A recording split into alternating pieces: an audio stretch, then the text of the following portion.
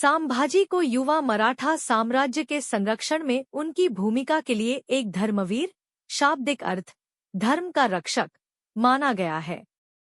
गणोजी शिर्के, संभाजी के साले, उन्होंने संभाजी के साथ विश्वासघात किया और औरंगजेब को उसकी जगह के बारे में जानकारी दी। दुर्भाग्यवश उन्होंने छत्रपति संभाजी महाराज और कवि कालाश को पकड़ लिया। पकड़ने के बाद यातनाएं शुरू हुईं, उनके हाथों से नाखून निकाल दिए गए।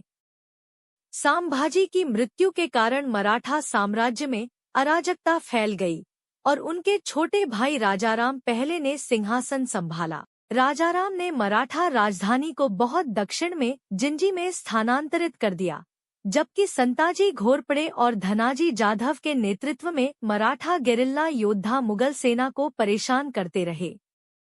इस प्रकार संभाजी की मृत्यु ने न केवल एक वीर योद्धा को खो दिया, बल्कि मराठा साम्राज्य के लिए एक नई।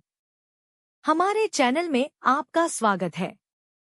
आज हम भारतीय इतिहास के एक अद्वितीय व्यक्ति राजाराम आए मराठा साम्राज्य के तीसरे छत्रपति की जीवन यात्रा पर चर्चा करेंगे। उनका शासन साहस, धैर्य और मुगलों के खिलाफ निरंतर संघर्ष से भरा था। तो चलिए समय की इस यात्रा पर निकलते हैं। राजाराम का जन्म 24 फरवरी 1670 को राजगढ़ किले में हुआ। वे शिवाजी के दूसरे पुत्र थे, जो मराठा साम्राज्य के संस्थापक थे। अपने बड़े भाई संभाजी की दुखद मृत्यु के बाद राजाराम ने 1689 में सिंहासन पर चढ़ाई की। उनका ताजपोशी एक महत्वपूर्ण क्षण था, क्योंकि उन्होंने अपने भाई की हत्या का बदला लेने और अपने साम्राज्य की रक्षा करने की शपथ ली। राजाराम का शासन शांतिपूर्ण नहीं था। औरंगजेब के नेतृत्व में मुगलों ने मराठा क्षेत्रों पर लगातार हमले किए, लेकिन राजाराम पीछे हटने वाले नहीं थे।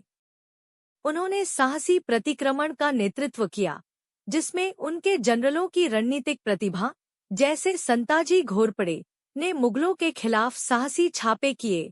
राजाराम के जीवन की सबसे रोमांचक घटनाओं में से एक थी जब वे घेराबंदी वाले राजगढ़ किले से जिंजी की ओर भागे। केवल 300 सैनिकों के साथ उन्होंने दुश्मन की पंक्तियों के बीच से गुजरते हुए खतरनाक इलाकों और नदियों को पार किया। उनकी यात्रा साहस और दृढ़ संकल्प का प्रतीक थी। जिंजी में पहुंचने के बाद राजाराम को मुगलों की घेराबंदी के खिलाफ अपने साम्राज्य की रक्षा करने का कठिन कार्य करना पड़ा। सीमित संसाधनों के बावजूद उन्होंने अपनी सेना को एकत्रित किया और अपने जनरलों के बीच वफादारी को प्रेरित किया। इन कठिन समय में उनकी नेतृत्व क्षमता ने उन्हें एक योद्धा राजा के रूप में स्थापित किया।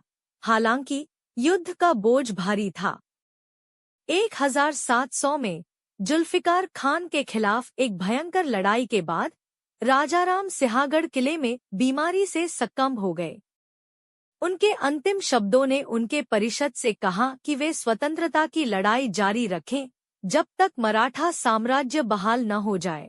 उनकी मृत्यु ने एक महत्वपूर्ण मोड़ को चिह्नित किया, जिससे उनकी विधवा ताराबाई और वैध उत्तराधिकारी शहुआई के बीच सत्ता संघर्ष हुआ।